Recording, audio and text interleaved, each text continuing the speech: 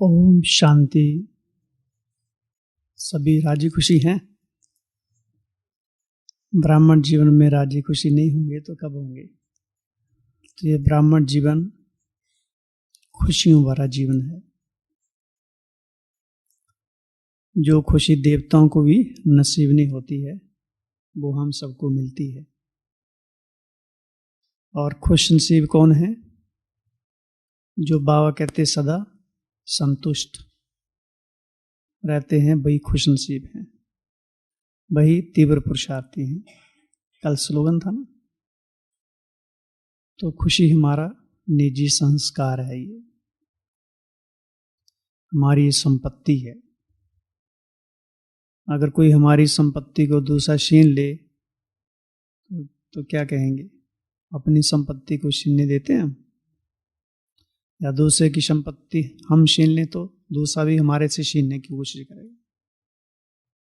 तो ये हमारा स्वधर्म कहो, हमारी निजी संपत्ति है, हमारे संस्कार हैं, हमारी प्रॉपर्टी है। ये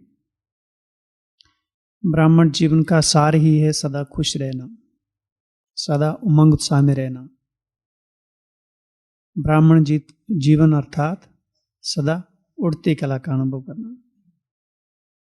भले परिस्थितियां आती हैं, उतार चढ़ाव आते हैं, हलचल होती है, लेकिन बाबा कहते अपने सिंहासन पर ऊंची स्थिति पर बैठे रहो। जितना ऊंचे सोमान में स्थित रहते हैं या ऊंची स्मृतियां हमारी बुद्धि में घूमती रहती हैं तो संसार की बातें छोटी छोटी प्रतीत होती हैं, वो हमें स्पर्श नहीं कर पाती। स्पर्श वो तब करती हैं जब हम छोटी मोटी बातों को मन में उलझन के लिए जमा कर लेते हैं। जैसे बच्चे कॉलेज में जाते हैं, स्कूल में जाते हैं, यूनिवर्सिटी में, जो उनको सब्जेक्ट होता है अगर उसको छोड़कर दूसरा सब्जेक्ट पढ़े तो क्या पास हो जाएंगे वो? भले वो लोगों की नज़रों में लग रहा है कि जाते हैं कॉलेज पढ़ते हैं, लेकिन सब्जेक्ट वो पर काम नहीं कर रहे, कोई दूसरा सब्जेक्ट ही पढ़ रहे हैं। तो फिर परिणाम क्या होगा? उनका जीवन में क्या परिणाम होगा? दिल शिकस्त, कोई सार्थक परिणाम नहीं आएगा उनके हाथ में।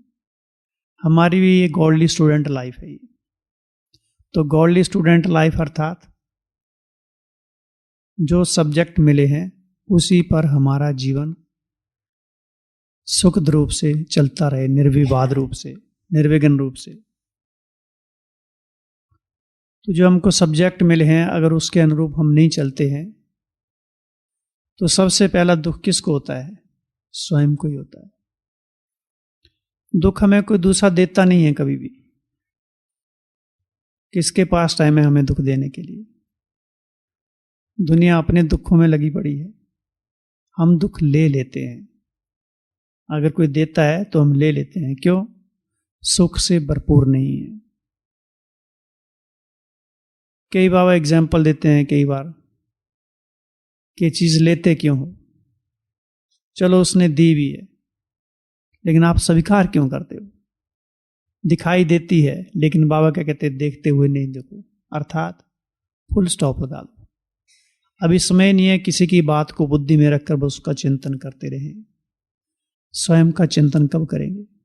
स्वयं का परिवर्तन कब होगा? क्योंकि हम साधारण आत्मा नहीं है। कौन सी आत्माएं हैं? विशेष आत्माएं हैं, अति विशेष। तो भगवान ने हम सब में कौन कौन सी विशेषताएं देखी हैं? कोई मनुष्य तो नहीं कह रहा है कि आप विशेष आत्माएं हो। स्वयं भगवान आकर कह रहा है कि आप बच्चे विशेष आत्माएं हो। और विशेष आत्माओं को देखकर भगवान को भी खुशी होती है।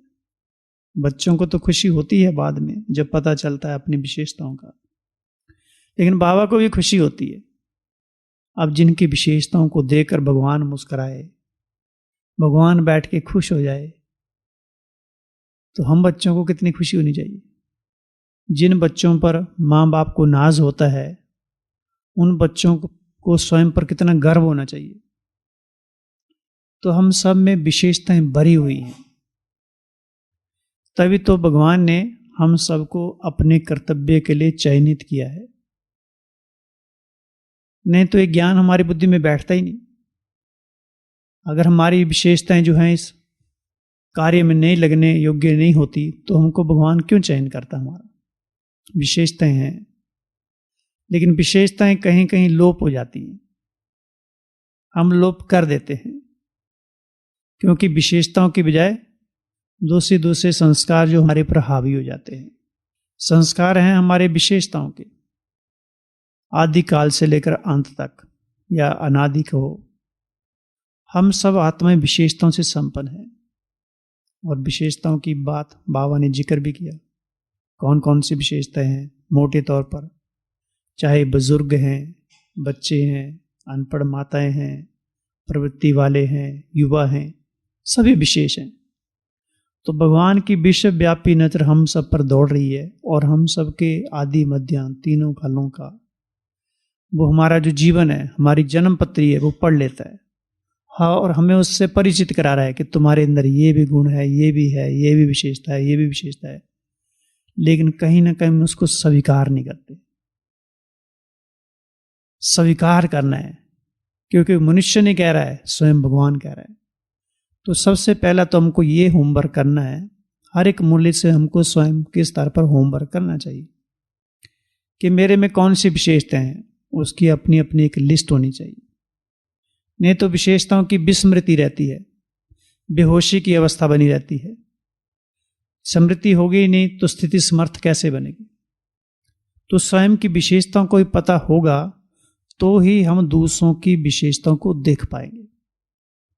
अगर स्वयं की विशेषताओं से अनभिज्ञ हैं तो जो स्वयं के पुराने संस्कार हैं, अवगुण हैं, वो ही बुद्धि में घूमते रहेंगे, उन्हीं का चिंतन चलेगा और वैसा हमारा दृष्टिकोण, वैसी हमारी वृत्ति होगी।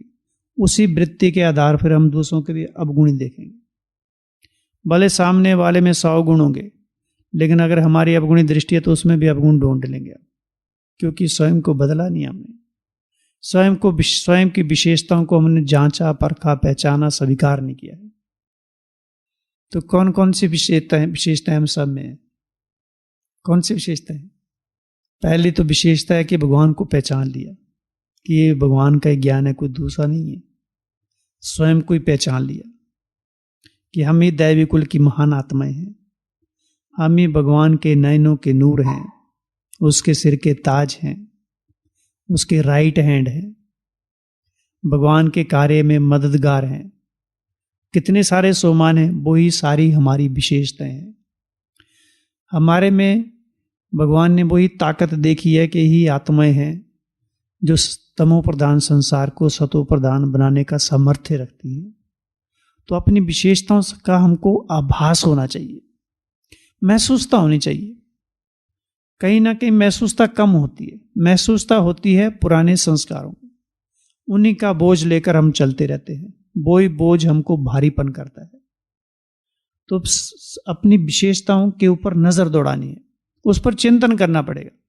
नहीं तो क्योंकि विशेषताएं बहुत नीचे हैं, एक नीचे ड्रम में पानी का रखा हुआ है और नीचे विशेषताएं बैठी हैं, और हम ड्रम में झांक रहे हैं लेकिन ऊपर ऊपर या नीचे हमारा हाथ नहीं पहुंच रहा है। वहां तक पहुंचने के लिए पुरुषार्थ करना पड़ेगा। तो विशेषताएं जो अंदर में हैं उनको उभारना है, उनका चिंतन करना है, एक एक विशेषता का, एक एक गुण का। जो दैवी संस्कार हैं, जो देवताओं के गुण हैं, अर्थात हमारे गुण हैं, देवता हैं वो नहीं जो तस्वीर में है। देवताएं कौन है? हम हैं। लेकिन हम अपने आप को ब्राह्मण समझकर तो चलते हैं, देवता समझकर कम चलते हैं, इसलिए वो संस्कार अनुभव नहीं हो पाते हैं। ब्राह्मण की स्मृति भी धुंधली सी रहती है, ऊपरी सतह पर रहती है, गहराई तक हम पहुंच नहीं पाते हैं, वो स्पर्श नहीं होते ब्राह्मणों के संस्कार ही। ब्राह्मणों के संस्कार तो और ही देवताओं से भी उत्तम है। लेकिन ब्रह्मा कुमार, ब्रह्मा कुमारी, ये हमको हल्का सा आभास रहता है, उसकी गहरी फीलिंग हो कि जो ब्रह्मा बाप है, जो उसके संस्कार है, वही मेरे संस्कार है। अब उसके संस्कार कौन से हैं उसका भी पता होना चाहिए। कौन कौन से संस्कार है ब्रह्मा बाप के? बाप समान, हाँ जी, मेरा तो एक बाबा दूसरा ना कोई, न्यारा और प्यारा, सबको समान देखता है, समान देता है, सबको सम्मान भी देता है। सब बाबा सबको आत्मा ही देखता है, सब में विशेषताएं देखता है, सम दृष्टिकोण है, सबको उमंग उत्साह से आगे बढ़ाता है, सबको अप्रिशिएट करता है, किसी की कमी कमजोरी हो तो उसको समा लेता है, लोक संग्रह अर्थ किसी के सामने नहीं बताता है। तो क्या वो हमारी सारी विशेषताएं हैं? वो सब विशेषताएं हमारे में आएंगी तब कहेंगे हम ब्रह्मा कुमार ब्रह्मा कुमारी हैं।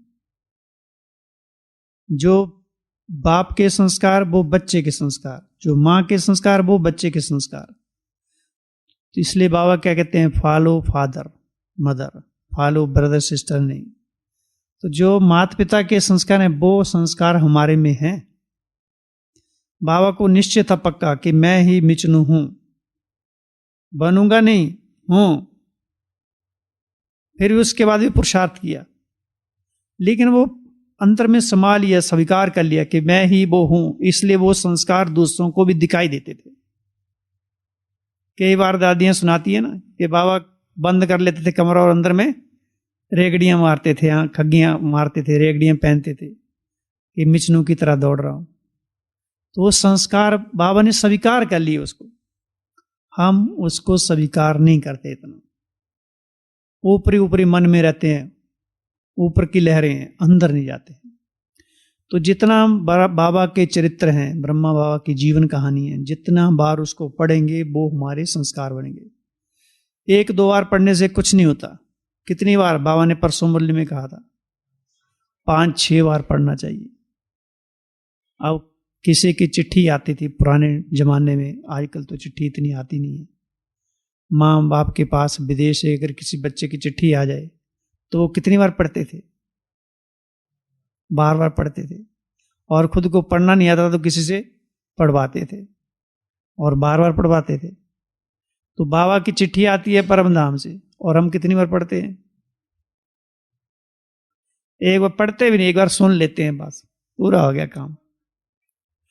हाँ, सुबह शाम 2 बार पढ़ते हैं।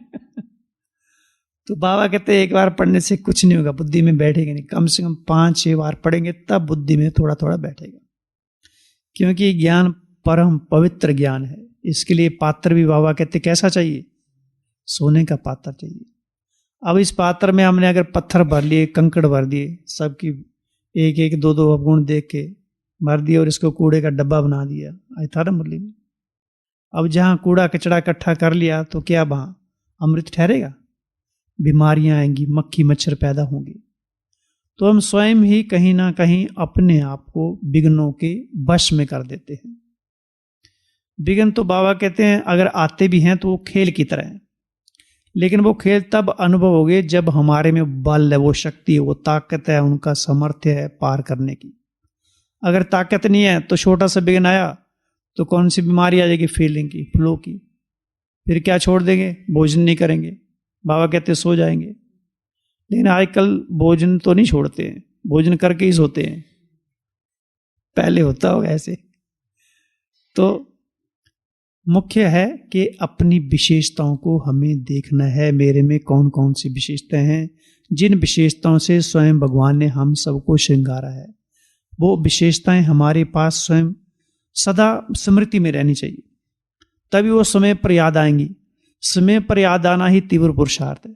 अगर हमको पता नहीं है और सामने से दुश्मन आ जाए कि हमारे पास कोई हथियार भी है, तो दुश्मन तुम्हारे पर वार कर देगा और बाद में पता चले मेरे पास तो था, तो फायदा क्या हुआ उसका।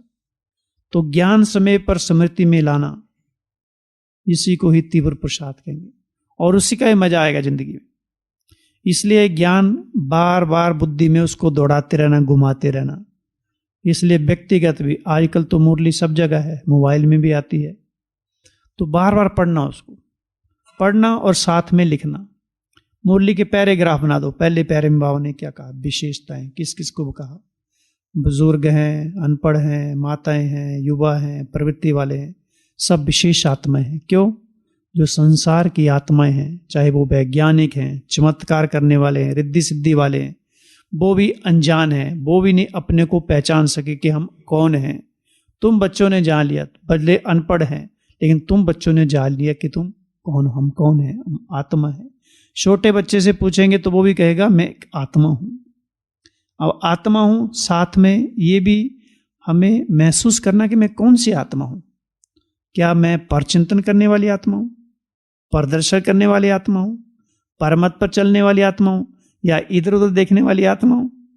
ये छोटी छोटी बातें आज बाबा ने मुरली में बोला ना, जैसे इधर से कोई आ रहा है उधर से आ रहा है, हमारी एक आदत पड़ गई है।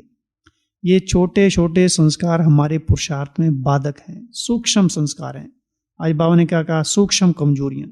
यही सूक्ष्म कमजोरियां, आंखें हलचल में जा रही हैं, कोई कुछ कर रहा है, किसी का मोबाइल बज रहा है, तब हमारा ध्यान उधर जा रहा है, तब हम अचल अडोल अंगद की तरह कहाँ हुए थे। केवल सुन लिया हमने, वो केवल किताब तक सीमित रह गया, लेकिन हमारे संस्कारों में तो नहीं आया वो।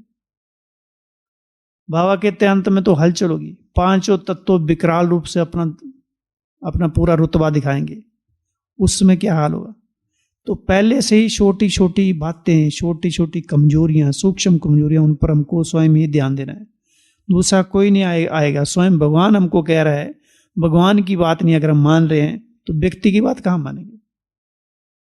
ये क्लास की बातें क्लास तक ही रह जाती हैं, काम अपने आप को खुद ही करना पड़ेगा जाके। कितनी क्लासेस सुनी होगी आज तक हम सब ने, याद कितनी है। जब भगवान के महावाक्य की याद नहीं रहते, मनुष्य की बातें कहां तक रहे हम मानेंगे उनको। तो स्वयं की विशेषताओं से परिचित वो संत महात्माएं हैं, वो भी भगवान को नहीं जान सके। लेकिन बाबा कहते यहां 100 वर्ष की बुजुर्ग माता से भी पुण्य से पूछो तो वो भी क्या कहेगी, निश्चय से हमने पा लिया और तुम ढूंढते रहो। तो पा लिया या पा रहे हैं, पा लिया और खा भी लिया, उसका ज्ञान खा लिया है ना। प्रैक्टिकल में ना, सागर को चिड़िया अप करती तो कौन सी चिड़िया है, हम ही चिड़िया हैं। आत्मा रूपी चिड़िया सागर के ज्ञान को हप कर जाती है, क्योंकि सारी प्रॉपर्टी पिता की किसकी होती है, बच्चों की होती है। तो हम वही चिड़िया हैं जो सारी प्रॉपर्टी की हकदार हैं। तो जब भी हमको समय मिले, 2 मिनट 5 मिनट, आज बाबा ने मुरली में कहना पुरुषार्थ में टाइम वेस्ट क्यों जाता है, कारण बताए उसके। 10 मिनट, आधा घंटा, 5 मिनट, क्योंकि संस्कार पुराने अभी तक भी गए नहीं है। नए संस्कारों को हमने अभी तक स्वीकार नहीं किया है, जो हमारे अपने ही हैं उनको स्पर्श नहीं किया, उनको पकड़ा नहीं है, रियलाइज नहीं किया, स्वीकार नहीं किया। तो विशेषताएं देखनी, कितनी विशेषताएं बाबा ने हम सब में देखी। तो विशेषताएं सारी याद रही आज, या खाली वो मुरली में सुन लिया हाँ हम विशेष आत्माएं हैं। नहीं, रियलाइज करना है, महसूस करना है। मैं साधारण नहीं हूं, संसार के इतने बड़े नेता अभिनेता है, बाबा ने क्या कहा, उनसे भी तुम विशेष आत्माएं हो। वो पार्ट तो बजा रहे हैं, लेकिन तुम्हारा पार्ट कैसा है, भगवान के साथ तुम्हारा पार्ट है, इतना ऊंचा पार्ट है। और हमारा तो सूक्ष्म पार्ट है, संकल्पों के स्तर पर। स्थूल में तो सेवाएं करते हैं, लेकिन उससे भी शक्तिशाली सेवा है संकल्पों के स्तर पर। क्योंकि संकल्पों की सेवा संसार की आत्माएं इतना नहीं कर पाती, करती तो हैं। कहते हैं जब सूर्य को अर्घ्य देते हैं सबका कल्याण हो, लेकिन घर आकर फिर जैसे को तैसे हो जाते हैं, क्योंकि उनके संकल्पों में ईश्वरीय शक्ति नहीं समाई। बाबा ने हमारे संकल्पों में सर्वशक्तियां भर दी हैं। पिछले संडे की मुरली में था ना, भले अज्ञान काल में भी विशेषताएं होती हैं, लेकिन ज्ञान में आने के बाद अगर उन विशेषताओं में ईश्वरीय शक्ति नहीं भरी है तो वो विशेषताएं कार्य में नहीं लग पाती। इसलिए हमारे विशेषताओं में बाबा ने अपनी सारी शक्तियां भर दी है। इसलिए हमारे एक एक संकल्प में ताकत है, शक्ति है, संसार को बल देने के लिए, संसार को ऊर्जा देने के लिए, संसार को लाइट प्रकाश देने के लिए, रास्ता दिखाने के लिए, उनके अंधकार को दूर करने के लिए। इसलिए हम विशेष आत्मा हैं। तो विशेषताओं का हमेशा हमको चिंतन करना है, तभी विशेष आत्मा बनेंगे। केवल स्मृति में नहीं, उसका स्वरूप बनना है। बाबा ने क्या कहा, धारणा के 10 नंबर हैं, सेवा का 1 नंबर है। भले कोई किसी को चांस मिलता नहीं मिलता है, लेकिन धारणाएं मजबूत हैं तो 10 नंबर है, क्योंकि वो अपने चेहरे से, चलन से अनुभव करा रहा है, बाप की याद दिला रहा है। सेवाओं से याद दिलानी पड़ती है, लेकिन चेहरा हमारा किसी की याद दिला दे। तो पहली बात थी विशेषताएं। दूसरी बात थी प्रवृत्ति वाले भी फलक से क्या कहते हैं, पवित्रता की बात थी। क्या बात थी? संसार वाले कहते हैं आग और कपूस इकट्ठा नहीं रह सकते, लेकिन प्रवृत्ति वाले फलक से कहते हैं कि हम एक ही पलंग पर सोते हुए पवित्र रहते हैं। क्यों? बीच में स्वयं भगवान खड़ा है, स्वयं उसकी शक्ति है, वो हमारी सुरक्षा कर रहा है। वो विकारों से जीत रखने के लिए उसने ताकत दी है हमको, उसने हमको वरदान दिया है सदा विजयी भव। आज की मुरली में विजयी शब्द था, विजयी बनना है और विजयी सबको बनाना है। उसके लिए क्या करो? आज की मुरली में था विजयी बनना भी है और सबको विजयी बनाना है। उसके लिए डैश डैश रहो। सिंपल है, विजय से मिलता जुलता शब्द ही है। उसके लिए सदा बिजी रहो। आज के प्रधान में था ना, सदा बिजी रहो। एग्जाम्पल दिया, कौन सा? जैसे वो सूर्य सारे संसार को प्रकाश देता है, ऐसे तुम आत्माएं भी सारे संसार के विघ्नों को दूर करने वाले विघ्न विनाशक आत्माएं। हमारे संकल्पों की छाया पूरे संसार पर पड़ रही है। संकल्पों की परछाई तले संसार जी रहा है। और कैसे संकल्प हैं, अब वो हमको जांच करना है। वो हमेशा महसूस करना है कि सारे संसार की आत्माएं मेरे मस्तक के सामने है। 1983 की शायद मुरली है, उसमें बाबा ने कहा हमेशा यही स्मृति में रखो कि मैं विश्व कल्याणकारी आत्मा हूं, मेरे मस्तक के आगे सारे संसार की आत्माएं घूम रही हैं। तो एक एक संकल्प को वो संकल्प की ऊर्जा, संकल्प की शक्ति उन आत्माओं को अनुभव कराएगी। और वो ऊर्जा सबसे पहले हम स्वयं को चार्ज करेगी, स्वयं को भरपूर रखेगी।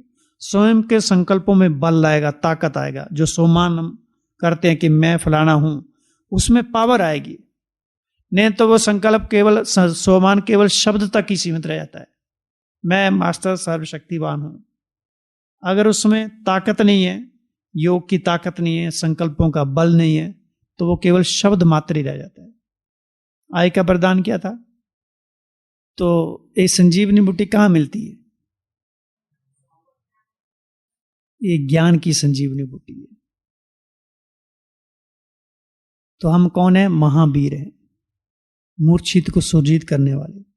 तो सबसे पहले हम स्वयं को देखना कि मैं मूर्छित हूं या सुरजीत हूं। स्वयं सुरजीत होंगे तभी दूसरों को कर पाएंगे। जैसे सूर्य निष्पक्ष रूप से सारे संसार को दे रहा है, कोई पक्षपात नहीं करता है। वो पक्षपात करता है कि आज मैं इनको रोशनी दूंगा, इनको नहीं दूंगा, या इनको दूंगा, इनको नहीं दूंगा। निष्पक्ष रूप से दे रहा है। कोई पेड़ छाया देता है, वो पक्षपात करता है? तो एक जड़ प्रकृति भी बिना पक्ष के निष्पक्ष रूप से सारे संसार को दे रही है। हम तो मास्टर क्रिएटर हैं, रचयिता हैं। हमको तो समझ है, वो तो जड़ है, हम तो चेतन हैं। तो हमारी सोच कितनी ऊंची होनी चाहिए? विश्वव्यापी सोच, विश्व कल्याण के संकल्प। लेकिन बाबा ने आज कहा बीच में कहीं कहीं स्वार्थ भी हो जाता है। उसका कारण भी बताया क्यों स्वार्थ होता है। तो सारा काम स्वयं के ऊपर ही करना है।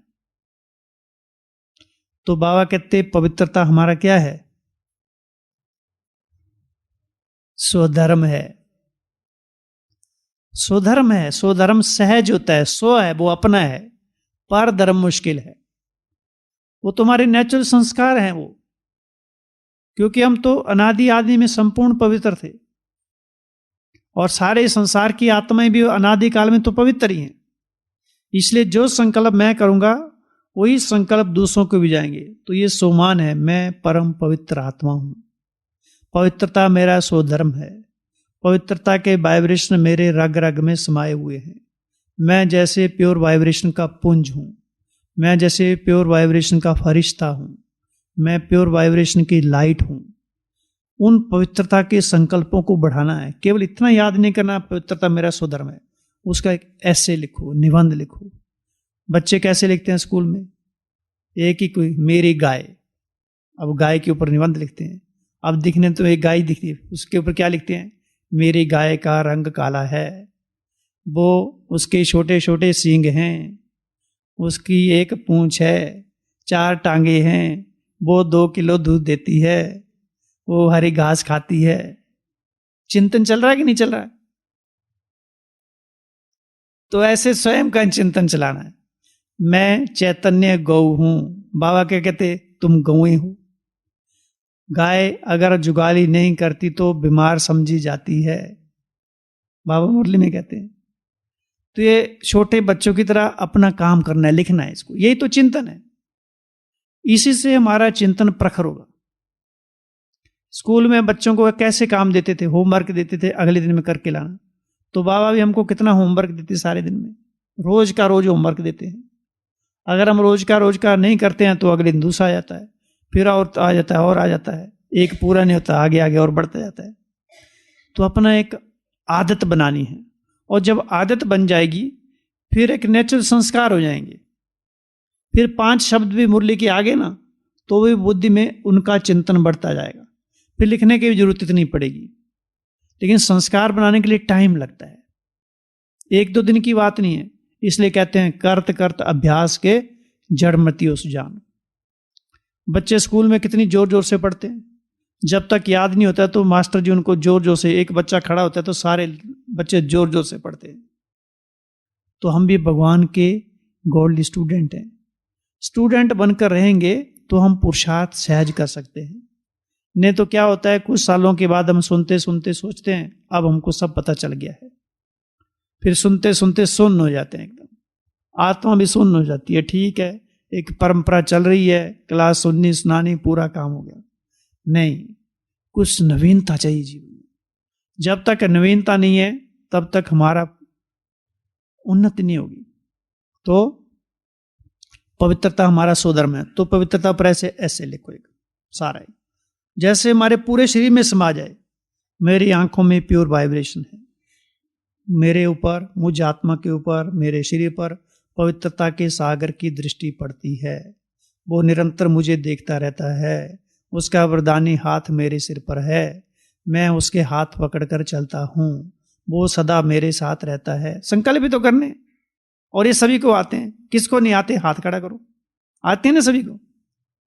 यही तो योग है, और क्या है। मुश्किल नहीं है। बाबा कहते हैं मुश्किल तुम बच्चे बना देते हो। ये सबसे सहज काम है। ये बाप को याद करना मुश्किल होता है क्या? बाबा की पूरी मुरली में कहते शर्म नहीं आती बाप को याद करने में, मुश्किल समझते। सामने बैठा है वो। तो पवित्रता हमारा क्या स्वधर्म है। तो पहला होमवर्क हो गया विशेषताओं पर चिंतन करना, दूसरा होमवर्क हो गया पवित्रता के ऊपर, तीसरा होमवर्क है बाबा ने कहा अविनाशी प्रालब्ध। किसको मिलेगी? जो जिसमें अविनाशी विशेषता होगी। अविनाशी विशेषता कौन सी थी? वो भी पवित्रता की। ऐसा नहीं है 1 साल का नियम निभाया, पवित्र रहे, मधुबन में आ गए, फिर यहां से जाने के बाद अलवेले बन गए। बाबा ने कहा अविनाशी विशेषता को कायम रखने वाले ही अविनाशी प्रारब्ध अनुभव करते हैं, और उसकी अनुभव अभी संगम पर ही उसका फल, प्रत्यक्ष फल, खुशी अनुभव होगी। सतयुग तो बाद की बात है, लेकिन अभी हमारे ब्राह्मण जीवन में वो विशेषता का अनुभव, वो स्वाद, उसका रस अभी अनुभव करना है। वो जो जड़ मूर्तियां मुस्कुरा रही हैं मंदिर में, और हम चैतन्य मूर्ति हैं, और हम बैठे हैं ऐसे, तो बनाने वाले हैं चेतन है, और जो बनी है वो जड़ है। वो हमेशा एक रस अवस्था है। तो ज्यादा खुशी किसको होनी चाहिए? चेतन को होनी चाहिए। तो हमेशा चेहरे कैसे होने चाहिए? हमेशा खुशी से भरपूर चेहरे। जो संसार वाले पूछे इनको क्या मिला है आकर, तो वो चेहरे पर नूर वो दिखाई देना चाहिए। तो तीसरी बात थी अविनाशी विशेषता, अर्थात पवित्रता अविनाशी, या सारे गुण जो स्मृतियां हैं, ज्ञान अविनाशी, तो अविनाशी प्रारब्ध मिलेगी। चौथी बात थी बाबा कहते पुरुषार्थ में टाइम वेस्ट क्यों जाता है? फिर बताए 3 बातें, चाहे वो 10 मिनट है, 15 मिनट है, आधा घंटा, 5 मिनट, या जितना भी लगा लो, उसके लिए 3 मुख्य कारण हैं। कौन कौन से? सबसे पहला कौन सा है? पारमार्थ। दूसरा पर चिंतन, तीसरा पर दर्शन। अच्छा, ये परमत क्यों हमारे जीवन में आ जाती है, क्या कारण है उसका? हम परम हैं जी, हैं? हाँ, बाबा को भूलने से, क्योंकि श्रीमत को हमने समझा नहीं। व्यर्थ चिंतन, श्रीमत को अच्छी तरह समझेंगे तो परमत आ ही नहीं सकती। श्रीमत से प्यार है, परमत पर चलने के लिए हमारा मन मानेगा ही नहीं। कहीं ना कहीं हम श्रीमत से दूर रहते हैं, या श्रीमत का अच्छी तरह से हमको अनुभव नहीं है, या श्रीमत को हमने जांचा परखा नहीं है, अपने संस्कारों में नहीं लाया। तो जो भी श्रीमत है सवेरे से लेकर रात्रि तक सब पता है, लेकिन उस श्रीमत को अपने जीवन का अभिन्न अंग हो जाना चाहिए। जैसे हमारे दूसरे कार्य होते हैं, शरीर को साफ करने के, या भोजन कराने के, कपड़े पहनने के, या बाजार से सामान लाने के, ये नेचुरल संस्कार है ना। इसी तरह से श्रीमत के संस्कार कौन कौन से हैं वो भी हमको देखना है, वो हमारे नेचुरल संस्कारों में समा जाए। अमृत वेले उठने के लिए सोचना ना पड़े कि मुझे अभी उठना है, एक नेचुरल संस्कार हो जाए। योग लगाने के लिए नहीं सोचना कि मैं अभी योग लगाने जा रहा हूं, यह भी नहीं सोचना, उठते ही योग लग जाए। बाबा कहते आंख खुली और सामने देखो, अव्यक्त मूल्य में बूढ़ा बाबा, सफेद सफेद बाबा, सफेद सफेद बाबा में लाल लाल बाबा, उसके मस्तक में चमक रहा है। ये संकल्प उठते आ जाने चाहिए, सोचना न पड़ेगी कि मुझे अभी गुड मॉर्निंग करना है, अब मैं क्या संकल्प करूं, और इसकी तैयारी पहले से ही चाहिए। तो श्रीमत को जितना हम पकड़ लेंगे, परमत हमारे अंदर आएगी ही नहीं। अगर कोई हमारे पास में बातें सुनाने के लिए आता है तो श्रीमत से हमारे अंदर इतना बल भर जाएगा कि परमत को स्टॉप करने का ताकत आ जाएगी, सामर्थ्य आ जाएगा। तो दूसरे को हम रोकने में, बोलने में हमको वाणी में जौहर आएगा, बल आएगा कि ये बात हमारे हित की नहीं है, ये बात हमारे कल्याण की नहीं है, मैं कोई कूड़े का डिब्बा नहीं है जो तुम आकर इधर बता रहे हो।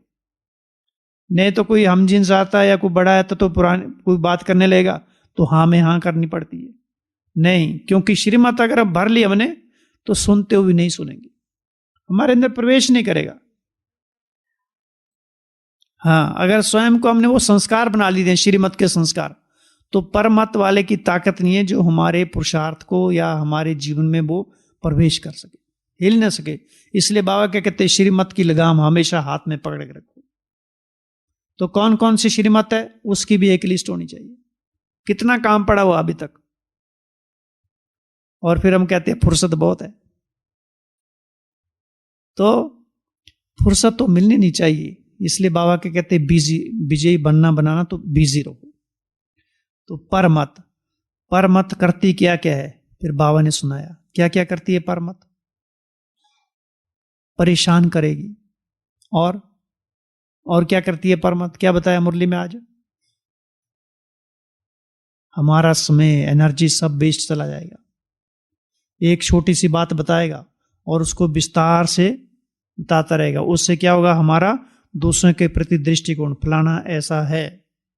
अब उसने बताया चलो ठीक भी है, लेकिन हमारा तो पहले जो उनके प्रति एक शुभ भावना थी, शुभ कामना थी, एक ऊंचा दृष्टिकोण था, तो हमने तो अपनी बुद्धि में उसके प्रति घृणा भावना भर दी ना।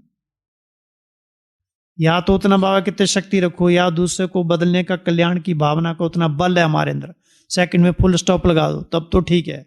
अगर वो नहीं है तो अपने को कूड़े का डिब्बा क्यों बनाते हो। जिस पात्र में भगवान हमको अमृत भरता है रोज में, उसके अंदर हम कूड़ा डाल दे, क्या क्या कहेंगे उसको। तो इस पात्र साधारण नहीं है, बुद्धि रूपी पात्र हमेशा ज्ञान अमृत से भरपूर रहना चाहिए, तो परमत प्रवेश नहीं करेगी। श्रीमत से वो शल्कता रहे। इसलिए बाबा क्या कहते हैं, ज्ञान का जल, ज्ञान की बूंद हमेशा टपकती रहनी चाहिए। जैसे शिवलिंग के ऊपर टपकती रहती है, ऐसे शालिग्राम के ऊपर ज्ञान टपकते रहना चाहिए, तो आत्मा नशे में रहेगी। संसार में नशा करते हैं तो क्या करते हैं, बार बार पीना पड़ता है। जो अच्छा शराबी होता है क्या करता है, वो एक बार से उसका काम नहीं होता है, बार बार पीता है वो। जैसे थोड़ा सा उतरेगा एक पैग और बनाएगा, सदा नशे में रहेगा। और नशा होने के बाद क्या होता है, लड़खड़ाता है, फिर वो गिर भी जाता है, फिर भी क्या सोचता है, मैं बादशाह हूं। तो ऐसे हमको ज्ञान का नशा चढ़े रहना चाहिए।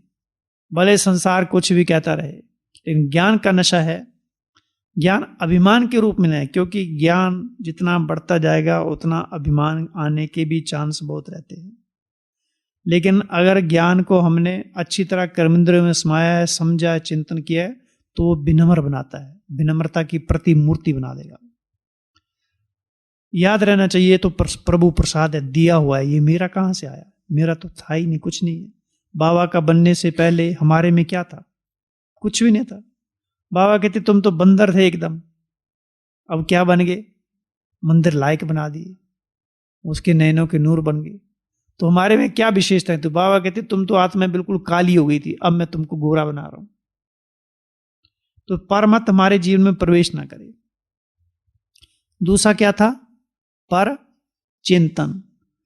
अब पर चिंतन क्यों होता है, क्योंकि हम स्वचिंतन नहीं करते। स्वचिंतन अर्थात स्वयं का परिवर्तन, स्वचिंतन अर्थात अपनी सूक्ष्म कमजोरियों, छोटी छोटी गलतियों का भी चिंतन करके उनको निकालना, यह भी एक तीव्र पुरुषार्थ है। तो स्वयं का चिंतन करना कि मैं कौन हूं, कौन सी आत्मा हूं, मेरा कर्तव्य क्या है, क्यों मैंने ये रास्ता चुना है, क्यों भगवान ने मुझे अपने कर्तव्य के लिए सहयोगी बनाया है, मैं क्यों भगवान का मैंने हाथ पकड़ा है, क्यों मैं ब्राह्मण बना। कहीं ना कहीं विस्मृति हो जाती है, इसलिए माया फिर प्रवेश कर जाती है। तो प्रदर्शन करने की बजाय हमको सोच चिंतन करना है, पर चिंतन करने के बजाय सोच चिंतन करना है। स्वयं का निरीक्षण, स्वयं का अनुभव। और बाबा कहते हैं सो तो सहज है पर मुश्किल है। तो मैं स्वयं कौन हूं, मैं कौन सी आत्मा हूं, देखो अब मेरा कर्तव्य क्या है, स्वयं का निरीक्षण करना है, स्वयं की जांच करनी है, स्वयं का विश्लेषण करना है, मेरी स्थिति कौन सी है, स्व की स्थितियां कौन कौन सी है, वो सारी स्थितियों की लिस्ट निकालो। कितनी बाबा ने स्थितियां दी हैं। साक्षी स्थिति के आसन पर बैठे रहो, आत्मवानी स्थिति का अनुभव करो, देहवानी की स्थिति का अनुभव करो, फरिश्ता स्थिति का अनुभव करो। हाँ जी, अशरीरी स्थिति का अनुभव करो। तो कितनी सारी स्थितियां हैं। तो ज्ञान कितना सिंपल है, परमत की बजाय श्रीमत को देखना है, पर चिंतन की बजाय स्व चिंतन करना है। तो सारा तो खेल हमें स्वयं को परिवर्तन करने का, दूसरों को परिवर्तन करने की जरूरत नहीं है, अपने आप ही हो जाएंगे। हम पहले स्वयं को परिवर्तन कर लें, इतना ही बहुत है। स्वयं को परिवर्तन कर लेंगे, दूसरे हमको देख के परिवर्तन हो जाएंगे। बाबा ने बोला ना, आपके चलन और चेहरे से बाप की याद आए, याद दिलाए आपका चलन और चेहरा। तो सारा खेल तो स्वयं को परिवर्तन करना है। दूसरों की खुशी में स्वयं की खुशी नहीं मिलेगी। हम स्वयं को खुशी से, परमात्मा खुशी से भरपूर करेंगे, दूसरे अपने आप खुश हो जाएंगे, उनको खुशी के वाइब्रेशन अपने आप ही मिलते जाएंगे, उनके निर्विघ्न अपने आप ही समाप्त हो जाएंगे। क्योंकि सारी शिक्षा जो है ना, हमारा चेहरा देता है। हम बोलते बाद में, लेकिन चेहरा पहले बोल रहा है। फेस से पता पड़ जाता है कि हमारे अंदर कौन कौन से विचार भरे हुए हैं, कैसी हमारी मानसिकता है, कैसी हमारी सोच है, अंदर में विकृतियां हैं या निर्विकारिता भरी हुई है। चेहरा दर्पण की तरह, आईने की तरह है ये। जैसे जैसे ज्ञान में परिपक्व, योग में परिपक्व, हमारी सूरत और स्थिति दोनों बदल जाती है। अनुभव करते ना सभी, ज्ञान से कैसे सूरत बदल जाती है। जिनके अंदर एक ज्ञान नहीं है, उनका चेहरा देखो, और जिनको ज्ञान मिला उनका चेहरा देखो, कितना फर्क पड़ता है। इसलिए जो भी बाहर वाले आते हैं, अनुभव करते ना प्रैक्टिकल में। तो बाबा के ज्ञान में क्या है, ज्ञान में वो चमक है बहुत, एक पाउडर की तरह ज्ञान जो हमारे चेहरे को चमका देता है। वो श्रृंगार है एक, जो हमें श्रृंगार देता है। बाबा कहते तुम सबसे ज्यादा ब्यूटीफुल हो, तुम्हारे जैसी ब्यूटी संसार में किसी को नहीं है, क्योंकि सिंपलिसिटी में ही ब्यूटी है। ब्यूटी पार्लर जानने की जरूरत ही नहीं है। बोला ये ब्यूटी पार्लर तो है। ब्यूटी पार्लर में किस लिए जाते हैं कि मेरा चेहरा अच्छा दिखे और मुझे देख के दूसरे खुश हो, भले अंदर से मैं दुखी हूं। लेकिन यहां तो स्वयं को खुशी होती है, अंदर की सारी ब्यूटी जागृत जाती है। जो गुण है अंदर में, हमारी ब्यूटी, हमारी सुंदरता है, गुणों का सौंदर्य हो, वो सारा बाहर निकल आता है। क्योंकि आत्मा सत्यम शिवम सुंदरम की संतान है। तो वो सुंदर है तो आत्मा भी सुंदर ही तो होगी ना। वो कल्याणकारी है तो ये भी तो कल्याणकारी है। वो सत्य है, ये भी सत्य ही है। तो सबसे ज्यादा हम ब्यूटीफुल है। तो पर चिंतन करने की बजाय स्व चिंतन करना है। पर चिंतन पतन की जड़ है, स्व चिंतन उत्थान की सीढ़ी है। पर चिंतन के लिए टाइम ही नहीं होना चाहिए। किस किस का चिंतन बैठ के करेंगे। इसलिए बाबा क्या कहते हैं, विश्व कल्याण के लिए बनो, स्वार्थी नहीं। पर चिंतन हम करते हैं तो कहीं ना कहीं उसमें स्वार्थ होता है, हद की भावना होती है। बेहद की विश्व के कल्याण की भावना तब रहेगी जब पहले हम स्वयं का चिंतन करेंगे। और तीसरी बात कौन सी बताई, परदर्शन। अब ये परदर्शन क्या होता है, दूसरों का दर्शन करना। तो करना क्या अपने को, स्वदर्शन। चक्कर बाबा ने हम सबको दिया हुआ है। परमत को छोड़ श्रीमत को पकड़ना है, पर चिंतन को छोड़ स्वचिंतन करना है, पर दर्शन को छोड़ स्वदर्शन चक्कर फिराना है। बाबा कहते हैं जितना तुम बच्चे स्वदर्शन चक्कर फिराते हो उतना तुम बच्चे सुखी रहते हो और उतना ही संसार की आत्माओं को सुख के वाइब्रेशन जाते हैं। ये साकार मूल्य को महावाक्य है। और जितना तुम बच्चे अशरीरी अवस्था के अनुभव में रहते हो उतना ही संसार की आत्माओं को शांति की अनुभूति होती है। तो करना क्या है, स्वदर्शन। स्वदर्शन क्या, अनादि से अंत तक मैं कौन हूं, मेरा पार्ट क्या है। बाबा कहते हैं परम धाम में तुम कैसे थे, चमकती हुई लाइट थे, मेरे समीप थे। जितना पवित्र उतना बाबा के समीप। तो अनादि संस्कार हमारे कौन से हैं, वो हमको अनादि गुण कौन से हैं, वो हमारा स्वदर्शन, स्वयं का दर्शन। फिर आदि संस्कार कौन से हैं, दैवी संस्कार, उनके लिए सुनाओ। और उसके बाद पूज्य संस्कार कौन से हैं, कौन से पूज्य संस्कार, देने के संस्कार, वरदानी संस्कार। मंदिरों में मूर्तियां कैसी हैं, हमेशा ऐसी हैं। ऐसे हैं कहीं, ऐसे है। भले हम ऐसे किसी को मारते नहीं हाथ से, लेकिन मन से चलता रहता अंदर ही अंदर। किसी ने कुछ बोल दिया, अंदर ही चलते इसकी ऐसी तैसी देख लूंगा। भले हाथ नहीं उठाएंगे लेकिन मन से तो चलता रहता। संकल्प भी चलना क्या है, संकल्प भी एक अहिंसा है ना। अगर किसी के प्रति हमारा ऐसा संकल्प चले, हम हैं, बाबा कहते तुम हो मर्यादा पुरुषोत्तम, अहिंसा परमो धर्म। अगर संकल्प से भी किसी का अहित सोचते हैं, किसी को दुख देने का संकल्प आता है, ये भी तो एक हिंसा है ना। तो स्वयं का दर्शन करना।